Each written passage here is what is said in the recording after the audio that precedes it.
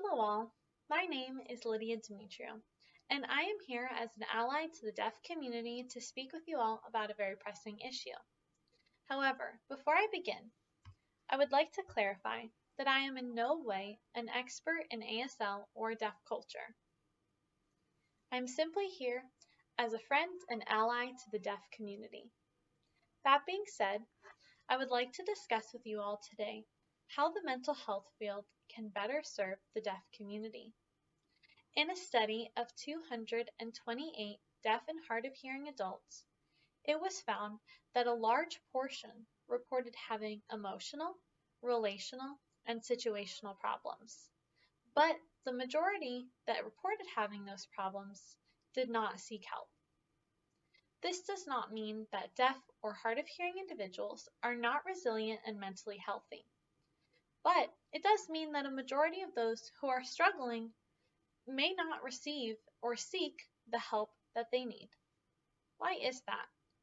I would like to begin by sharing some of the barriers that currently prevent many deaf individuals from seeking mental health services or from receiving adequate mental health services. The first issue is communication and cultural barriers. Most mental health providers are not fluent in ASL. This poses an issue of communication right off the bat. Deaf individuals may not gain access to an interpreter, or if they do get an interpreter, they may not be adequately trained or qualified. If there is a qualified interpreter present, the mental health provider still most likely does not understand deaf culture. This can lead to misdiagnoses and misunderstandings between patient and provider. For example, many hearing people tend to make the mistake of looking at the interpreter when they are speaking, rather than keeping eye contact with the deaf person. It is important to build trust and rapport with patients, and a major way to do so, especially in deaf culture, is eye contact. Still, if the provider has a clear understanding of deaf culture and etiquette, and the interpreter is skilled, this is a great way to facilitate effective mental health services for deaf individuals. Another issue, however, is that in the setting of an interpreter being present, the deaf individual may feel uncomfortable.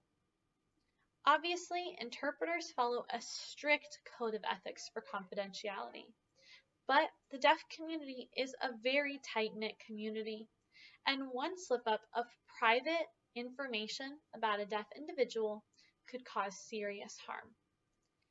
Even in the scenarios where this information is kept confidential by the interpreter, as it should be, the interpreting community is also a small-knit community in some areas, and a deaf individual could find themselves in an awkward position having that interpreter be at another interpreting scenario and feel embarrassed because of the information that they know about the deaf individual. For example, a deaf individual could seek mental health services with a hearing provider. An interpreter is present during these services, and in these services, the deaf individual may share private, sensitive, and sometimes embarrassing information about themselves and their lives. Now, this deaf individual goes along with their life and perhaps will need an interpreter in another scenario, such as at the workplace or an event. Imagine the embarrassment that that deaf individual might feel if that very same interpreter were to be interpreting for them in a completely separate environment among their coworkers and peers. Even though they know the information will be kept confidential, they still know that that interpreter knows sensitive information about them and could lead to them feeling embarrassed. This could lead to them feeling hesitant about continuing their mental health services. The last point that I would like to make is that there is a really big stigma in both the hearing and deaf communities about mental health services. It may be even more of a sensitive topic for some deaf, as they may have faced oppression and discriminations growing up, such as hearing things like they are dumb or not mentally healthy or sane because they cannot hear. Even though these things are obviously false, they make a great impact on the deaf individuals that have faced them, and this negative viewpoint of mental health services can deter some deaf from seeking necessary help. Now, let's move on to how we can improve access to effective mental health services for the deaf community. First, the most ideal scenario is to push for more scholarships and programs that allow deaf individuals to become mental health providers. By training deaf individuals to fill these roles, this can significantly improve the quality of life for many deaf individuals who would like to seek mental health services. According to one study conducted and published in the Journal of Deaf Studies and Deaf Education in the year 2018, language concordant mental health clinicians increased patient satisfaction among deaf patients seeking mental health services. This same study also found that telemental health was a valuable tool in closing some of the mental health gaps in the deaf community. The main issue for deaf individuals to have access to mental health providers that are deaf or fluent in ASL is often location. Many of these providers that have such specified skills often live in metropolitan areas, and deaf individuals that live in more remote areas would not be able to seek out the services of those providers. However, especially now due to COVID, telehealth opportunities have increased. This is a great way for deaf individuals to gain access to mental health providers that know their language and understand their culture, and the benefits are amazing. Another improvement would be to encourage mental health counselors to specialize in counseling for deaf individuals. It would be best if they were fluent in ASL, which should be greatly encouraged. But even if they were just culturally aware of what deaf people experience, then they would be better suited to provide effective care with the use of an interpreter to translate.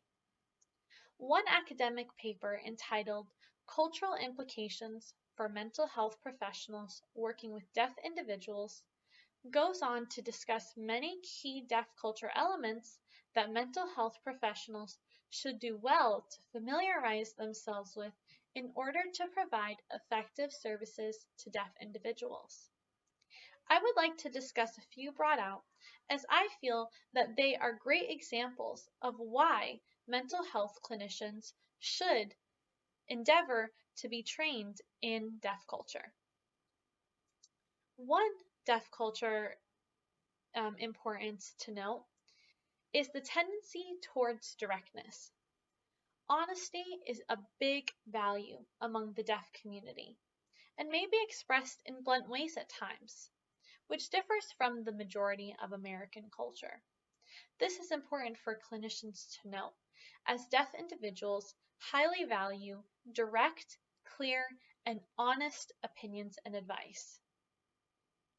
Another aspect of deaf culture to take note of is that storytelling and visual imagery are a great way that deaf individuals choose to express themselves and benefit by learning from as well.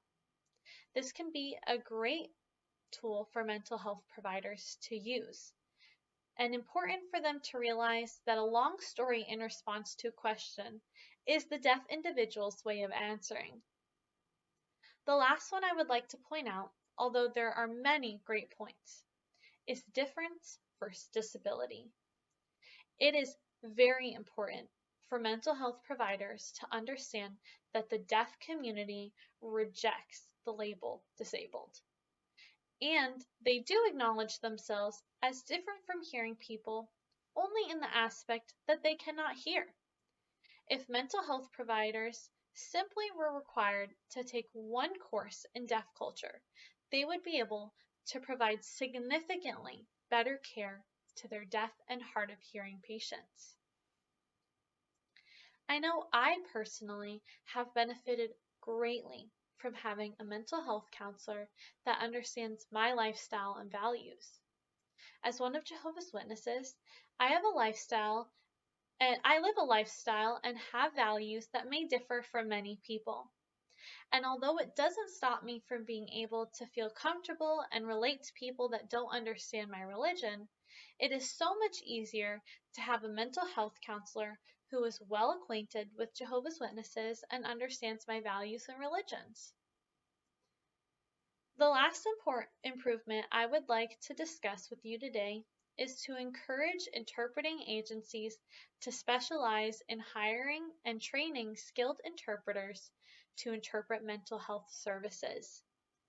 If a deaf individual has put forth the effort to seek mental health support, the last thing that they need is for their care to be hindered by unqualified interpreters. Mental health services may contain language that is not common to everyday English and therefore needs to be specially understood by interpreters to be able to convey. An additional suggestion to go along with this is that certain agencies could focus and specialize in connecting qualified interpreters for telehealth services. They could also allow the deaf individual to request that the interpreter is not from their area, so that way they do not have to worry about having this interpreter interpret for them in other settings in the community, like we discussed earlier. So in conclusion, deaf individuals are resilient and strong people. However, mental health services can benefit everyone and should be accessible for everyone. There should never be a hindrance for someone seeking help for their mental health or seeking ways to improve their quality in life. We can do better to serve the deaf community by educating ourselves on the unique issues that prevent them from having access to effective care and making it our priority to advocate for betterment for the deaf community. The absolute best thing that we can do is listen to what the deaf community needs and support them for that change. Thank you.